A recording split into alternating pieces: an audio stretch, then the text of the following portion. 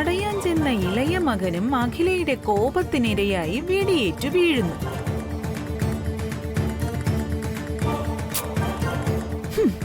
എല്ലാം കണ്ട് ഹൃദയം പൊട്ടി മരിക്കുന്ന തൃച്ചംബരത്ത് ശിവരാമകൃഷ്ണൻ. ശേഷിച്ച കാലം അഖില ജയിലറയ്ക്കുള്ളിൽ.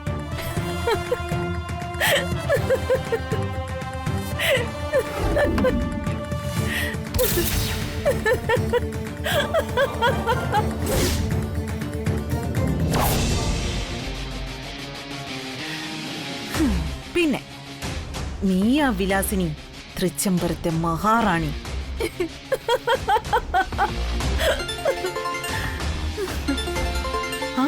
അയ്യോ സത്യം. പ്രിയങ്കേ, ആ പ്രിയങ്കേ, വിജയഭേരി മുഴങ്ങി തുടങ്ങി. ജോത്സ്യൻ പറഞ്ഞ സമയം 8:30. കാര്യങ്ങൾ നിന്നെ ഞാൻ അപ്പോ അറിയിക്കാം. നീ കേൾക്കാൻ കാതോർത്തിരുന്നോ? ആ, സംസാരിക്കാൻ സമയമില്ല, നീ ഫോൺ വെച്ചോ. ആ, എവിടെ വാച്ച്? അയ്യോ, ശരി, നീ റെസ്റ്റ് എടുക്ക. വലിയ ഇനി അമ്മയോടൊന്നും എതിർത്ത് പറയരുത്. ഞാൻ എതിർക്കല്ല കല്യാണി. എന്റെ അമ്മയ്ക്ക് ഒരിക്കലും തെറ്റ് പറ്റരുതെന്നോർത്ത് ചില കാര്യങ്ങൾ ചൂണ്ടിക്കാണിക്കുന്നതേ ഉള്ളൂ. അത് തൃച്ചംബരത്തിന് വേണ്ടിയാ. അത് ഇനിയും പറയും. ആ, അനിയൻകുട്ടാ, എന്താ വല്യ കല്യാണിയെ നോക്കിക്കോണം. ശരി വല്യ, ഞാൻ പോട്ടെ.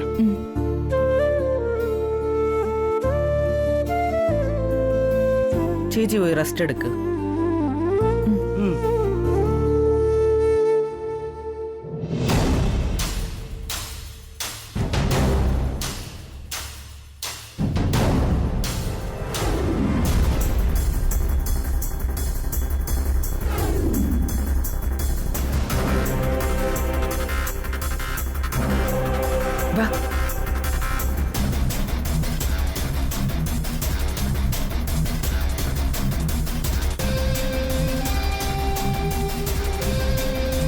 എന്താൻറ്റി ഇങ്ങോട്ട് വരാമെങ്കിൽ? പ്രിയങ്ക വിളിച്ചു, അവളോട് സംസാരിക്കുകയായിരുന്നു.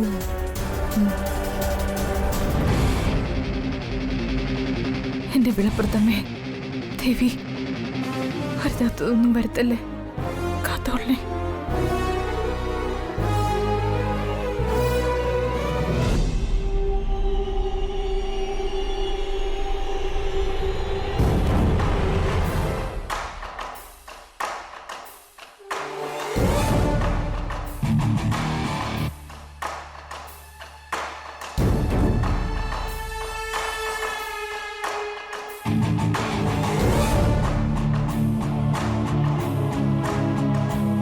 മാഡം, ഞങ്ങൾ ഇവിടെ വന്നിരിക്കുന്നത് ചില കാര്യങ്ങൾക്കൊരു നീക്കുപോക്കുണ്ടാക്കാനാണ്. കുറച്ചു കാലങ്ങളായി ഒരു കോമാളിയെ പോലെ ഞങ്ങളുടെ മോൾ ഇവിടെ നിൽപ്പുണ്ട്. ആ കാര്യത്തിനൊരു തീർപ്പുണ്ടാവണം ഇപ്പോ.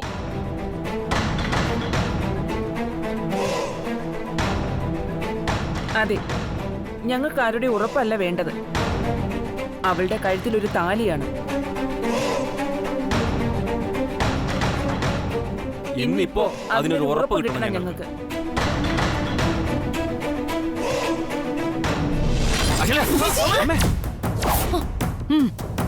വേണ്ട, എനിക്കൊന്നും പറ്റിയില്ല. ആരും ടെൻഷൻ ആവണ്ട.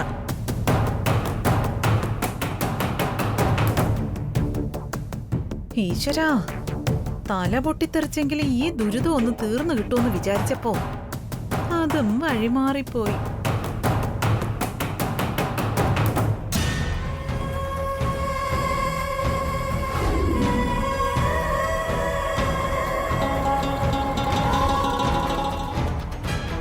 നാളെ സൂര്യോദയം കഴിഞ്ഞ് 8:30 ഞാനിതിലെന്തു കുറിച്ചോ അത് നിങ്ങളുടെ വീട്ടിൽ സംഭവിക്കും.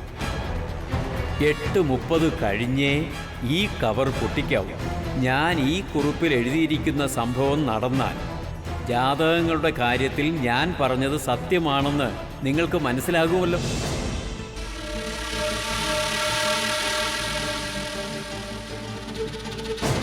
ദേവി, വിലപ്പുറത്തമ്മേ, ജോത്സ്യം പറഞ്ഞ സമയമായി. കുഴപ്പമൊന്നും വരുത്തല്ലേ, രക്ഷിക്കണേ. ഈ കവർ പൊട്ടിച്ച് ജോത്സ്യരുടെ കുറിപ്പ് വായിക്കാനുള്ള സമയമായി.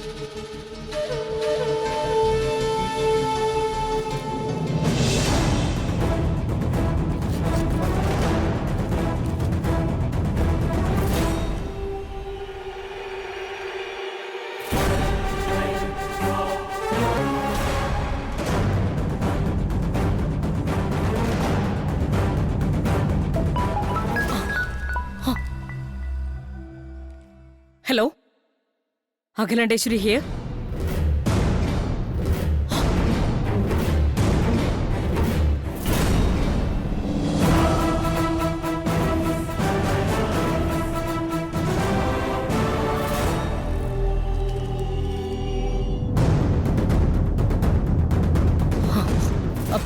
Okay okay. എന്റെ മനക്കോട്ടകളൊക്കെ തകരുകയാണോ? ഇവിടെ ഒന്നും നടക്കുന്നില്ലല്ലോ.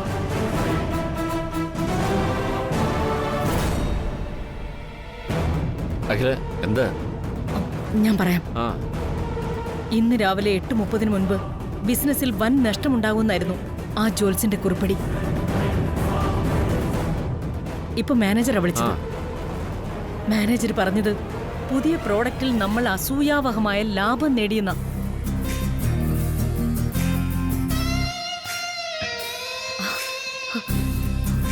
കോടികളുടെ ലാഭം.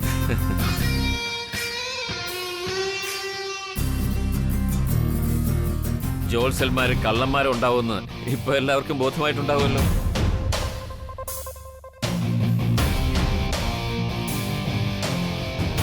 ആനന്ദിന്റെയും കല്യാണിയുടെയും കല്യാണത്തെക്കുറിച്ച് ആ ജോത്സ്യൻ പറഞ്ഞത് ശുദ്ധ അസംബന്ധം തന്നെ.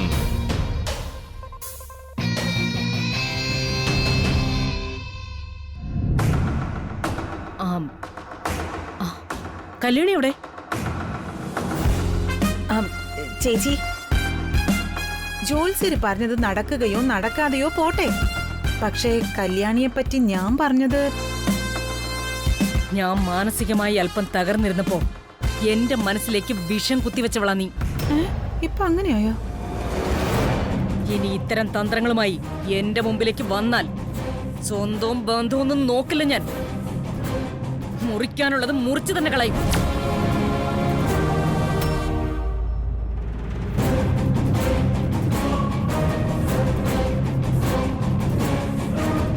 ദാസേട്ടാ, മാഡം, കല്യാണിയോടെ പനി വന്ന് വിറച്ച് കിടക്കുക മാഡം. മാത്രമല്ല, മാഡം ഒന്നും കഴിച്ചില്ല എന്നും പറഞ്ഞ് അവൾ ഇന്നലെ മുതൽ ഒന്നും കഴിച്ചിട്ടില്ല. നല്ല പനിയുണ്ട്. നടക്കാൻ പറ്റുമെന്ന് തോന്നുന്നില്ല.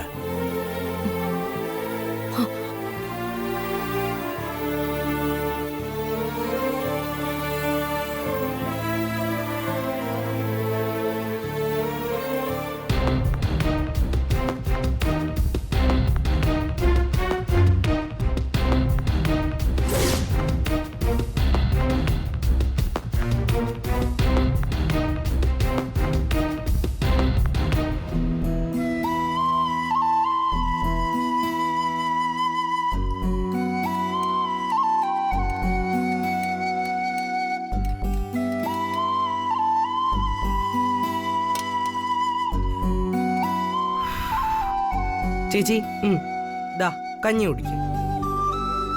ഇങ്ങനെ ഒന്നും കഴിക്കാതിരുന്ന പനി കൂടും. തൃച്ചംബരത്ത് എന്താ നടന്നെന്ന് ഒന്നും അറിയാൻ പറ്റുന്നില്ലല്ലോ. എനിക്കെന്തോ വല്ലാത്തൊരു പേടി പോലെ. അവിടെ എന്തൊക്കെയാ നടക്കുന്നെന്ന് ഒന്ന് പോയി തിരക്കിയിട്ട് വരുമോ നീ? ശരി, ഞാൻ പോയി തിരക്കിയിട്ട് വരാം. ആദ്യം ചേച്ചി കഞ്ഞി കുടിക്കുക. ആദ്യം നീ പോയി തിരക്കിയിട്ട് വാ, അതിനുശേഷം ഞാൻ കഞ്ഞി കുടിക്കാം. ഇങ്ങനെ വാശി പിടിക്കാതെ ചേച്ചി. എന്തെങ്കിലും കഴിച്ചില്ലെങ്കിൽ ചേച്ചി. അഖില മേഡം,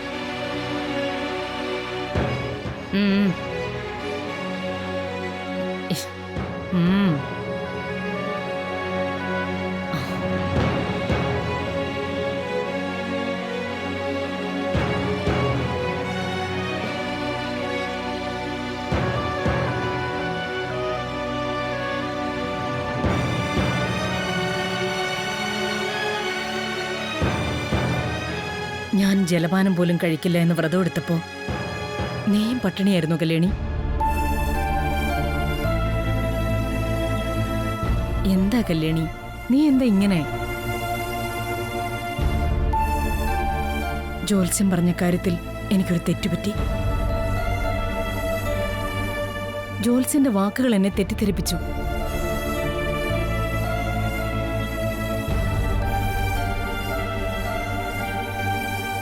എന്റെ പെരുമാറ്റം നിന്നെ കുറെ സങ്കടപ്പെടുത്തിയെന്ന് എനിക്കറിയാം. എന്നാൽ ഇപ്പൊ എന്റെ മനസ്സിലെ എല്ലാ പ്രശ്നങ്ങളും മാറി. നീ വിഷമിക്കരുത്, സന്തോഷായിട്ടിരിക്കെ.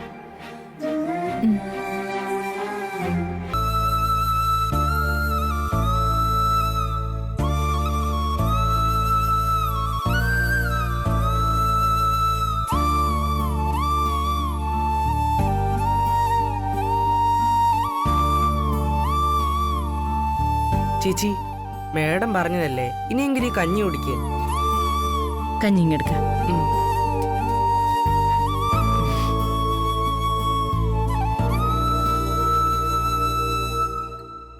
ഞാൻ തരാം.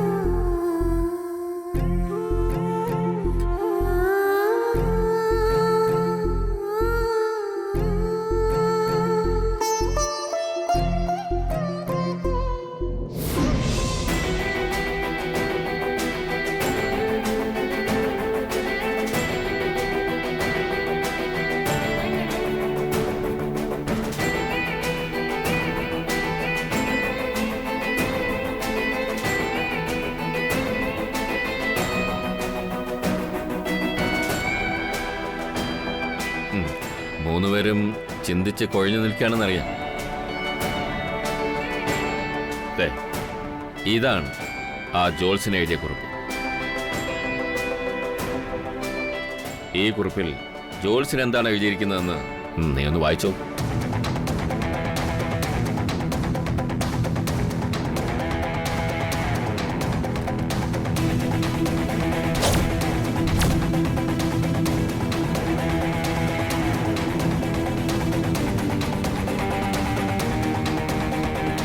ബ്രോ, എന്താ അതിൽ എഴുതിയിരിക്കുന്നത്?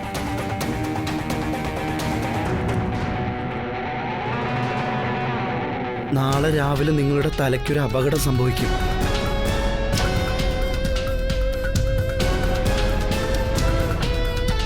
പക്ഷെ നിങ്ങൾ ചെയ്ത സത്കർമ്മം കൊണ്ട് തലനാരിഴക്കി രക്ഷപ്പെടും. അല്ലജ, രാവിലെ നടന്ന കാര്യം അതേപടി എഴുതിയിരിക്കുന്നു. അപ്പൊ ആ ജോത്സ്യൻ സത്യമാണല്ലോ എഴുതിയിരുന്നത്. അതെ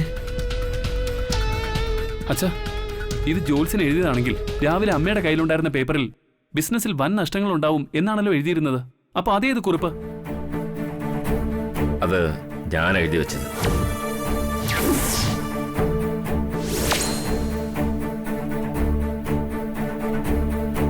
എന്താ അച്ഛൻ ഈ പറയുന്നേ? ലെറ്റർ മാറ്റിയത് അച്ഛനാണെന്നോ? അതെ.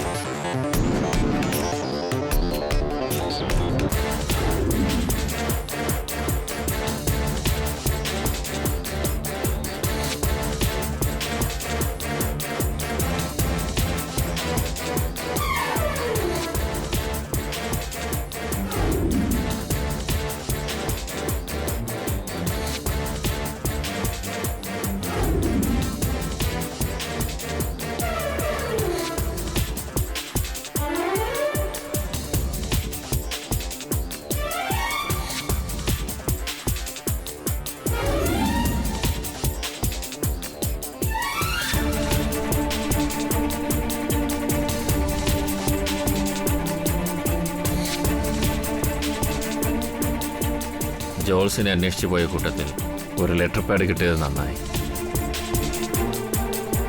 അഖില, ക്ഷമിക്ക്, വേറെ വഴിയില്ല എന്നിട്ട്.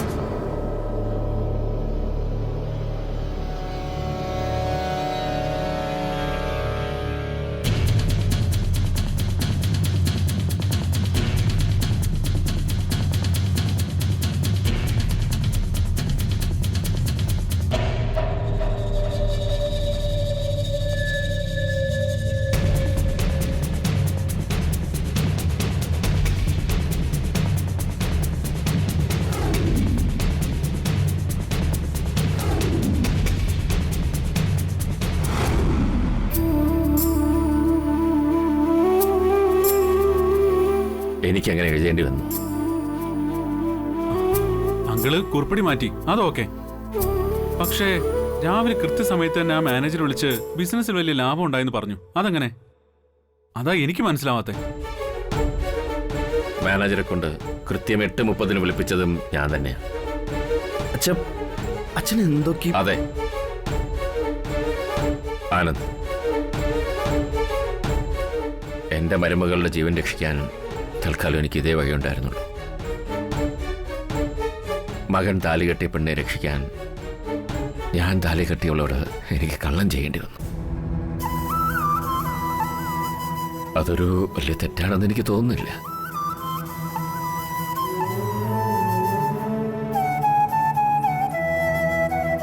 അച്ഛന്റെ ധർമ്മസങ്കടങ്ങൾ എനിക്ക് മനസ്സിലാവാഞ്ഞിട്ടല്ല അച്ഛാ.